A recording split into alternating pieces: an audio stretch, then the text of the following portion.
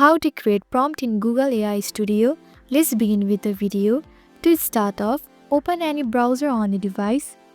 Next, click on the search bar at the top and search for Google AI Studio. Then click on the official website. Once you are inside the dashboard, you will see a text input box at the bottom of the screen. Now click into that box and begin typing your prompt. A prompt can be a question or a command. After typing, take a moment to review your prompt.